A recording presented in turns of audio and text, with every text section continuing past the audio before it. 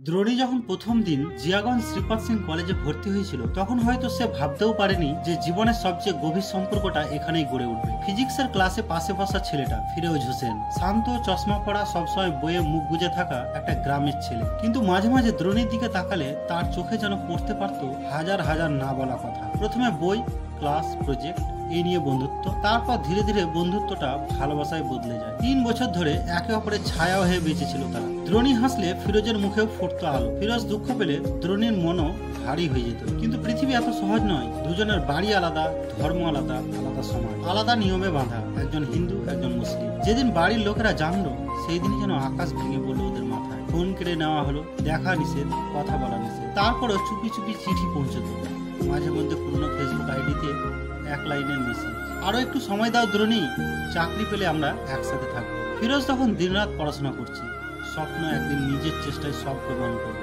WBCS এর coaching, sub ইন্সপেক্টরের পরীক্ষা, একটাই উদ্দেশ্যে তোমার হাতটা ধরবো, সবাইকে জানিয়ে, কাউকে না ভয় পেয়ে। কিন্তু ভাগ্য সবসময় ভালোবাসার পাশে দাঁড়ায় না। পরীক্ষা ভালো যায়নি, মাথার উপর ভর করলো অজানা অন্ধকার। সেই সোমবার সকালটা ছিল অদ্ভুত নীরব। ফিরোজের ঘরের দরজা বন্ধ ছিল অনেকক্ষণ। যখন খোলা হলো তখন ফিরোজ আর ফিরোজ নেই। খবরটা যখন দ্রোণীর কানে পৌঁছলো সে কিছু বুঝে উঠতে পারলো না।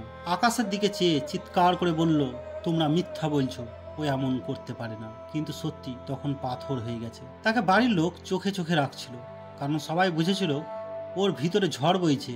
তবুও এক মুহূর্তের সুযোগে দোতলার ঘরে উঠে দরজা লাগিয়ে দিল দ্রোণী। যখন দরজা ভাঙা হলো তখন ফিরোজের কাছে চলে গেছে সে চিরতরে। দুটি গ্রামের মাঝখানে এখন নেমে এসেছে গভীর নীরবতা। সবাই বলল এটাই ভালোবাসা। কিন্তু ভালোবাসা কি সত্যি এমন হতে পারে? ফিরোজ আর দ্রোণী নাম দুটো যুগ যুগ ভাসবে নবগ্রামের আকাশে বাতাসে। সম্ভবত তারা এখন একসাথে আছে, কোনো অভিযোগ নেই, কোনো বাধা নেই। শুধু আমরা যারা বেঁচে আছি তারা চুপচাপ প্রশ্ন করি, ভালোবাসা কেন এত কষ্ট দেয়?